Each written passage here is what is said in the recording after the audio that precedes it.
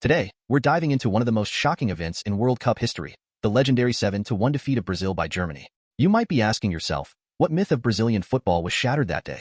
How did this devastating loss impact Brazil, both on and off the field? And how did Germany manage to secure such a dominant victory? In this video, we'll explore the deep-seated belief in Brazil's football supremacy and how it was dramatically challenged in just 90 minutes. We'll delve into the profound effects this loss had on Brazilian culture and its football legacy. Lastly, we'll break down Germany's exceptional performance and the strategies that led to their historic win. Get ready to uncover the untold stories and tactical brilliance behind this unforgettable match. Let's get started. Before we dive into this football nightmare, let's take a little tour of the past. After all, as my grandpa used to say, to understand the fall, you need to know the height of the drop. And boy, in this case, we're talking about an Olympic-worthy tumble.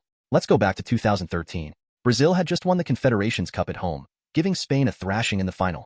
3-0, folks. It was so easy that the Spaniards must have thought they were playing beach volleyball on Copacabana. The Brazilian team was more confident than a snake oil salesman. The entire country was already planning the Hexa celebration for the following year. And who was in charge of this dream team? None other than Luiz Felipe Scolari, Big Phil himself. The man who had already made Brazil 5-time world champions in 2002. It was like having Obi-Wan Kenobi training the Jedis. What could go wrong, right? Spoiler alert. Everything. So we arrive at 2014. The World Cup at home. The country was more excited than a kid on Christmas Eve. The streets were more decorated than Grandma's Christmas tree. Everyone was wearing green and yellow, even the dogs. It was patriotism for sale. Brazil's debut in the Cup was against Croatia, and it started with a scare. An own goal by Marcelo. It was like starting a final exam by tripping at the classroom door. But the team recovered and won 3-1. Phew. Crisis averted, for now. The second game was against Mexico. Mexico and their goalkeeper Guillermo Ochoa. That day, Ochoa decided he was going to be Mr. Fantastic from the Fantastic Four. The man stretched, jumped, flew. He seemed to have more arms than an octopus. Result? 0-0. Frustrating? Yes. But nothing to worry about, right? In the third game, against Cameroon, Brazil put on a show. 4-1, with goals from Neymar. Confidence was so high you could hear the national anthem coming out of the players' boots. Then came the round of 16 against Chile. And this is where Brazilian hearts started showing the first signs that they wouldn't survive this cup. Tense game, decided on penalties. Julio Cesar turned into Saint Julio Cesar saving shots. Brazil made it through, but barely. So barely that the Chilean goalpost must still be vibrating from Pinilla's shot in the last minute of extra time. In the quarterfinals, Brazil faced Colombia. They won 2-1, with a stunning free-kick goal from David Luiz that made everyone forget for a moment that he was a defender. But then came the news no one wanted to hear. Neymar, the golden boy, the star, the guy carrying the hopes of 200 million Brazilians on his back, literally in this case, was out of the cup. A knee to the back from Zuniga and poof.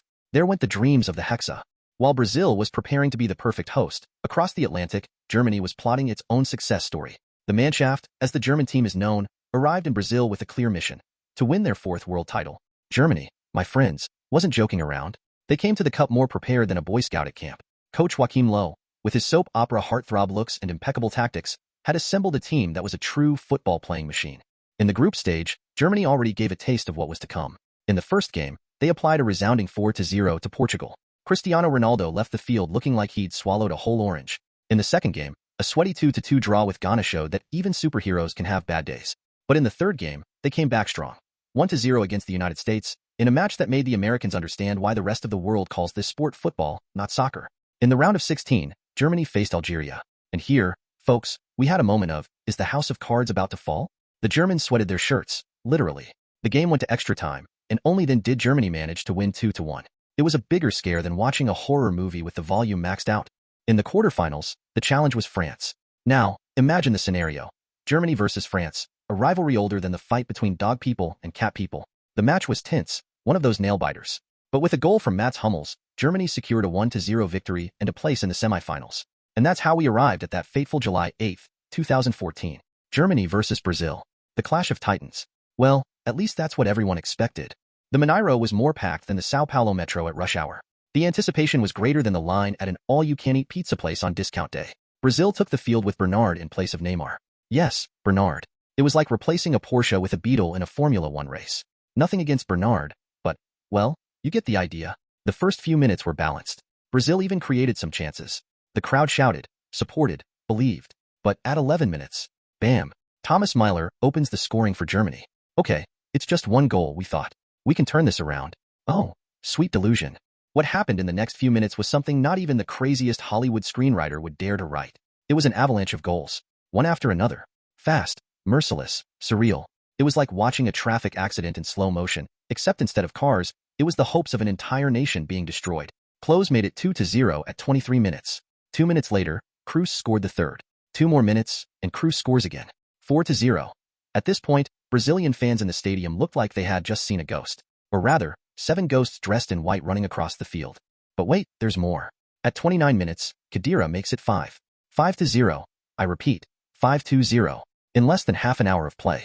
It was as if the Brazilian team had been abducted and replaced by a Sunday League team.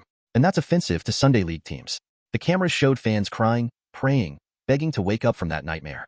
One gentleman held a replica of the World Cup trophy as if it were a life jacket on the Titanic. Another hugged his Brazilian flag as if it could protect him from that football carnage. At halftime, the Brazilian locker room must have looked more like a funeral parlor. I imagine Felipeo trying to give a motivational speech. Boys, it's just a phase. It will pass. Like that acne-ridden adolescence of yours.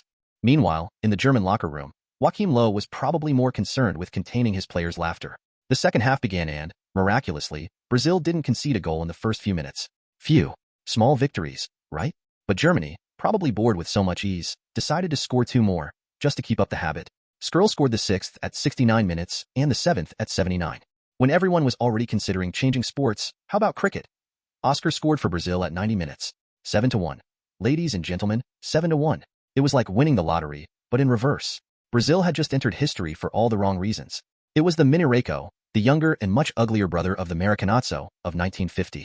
The final whistle was like music to the ears of the Brazilian players. Finally, that nightmare was over.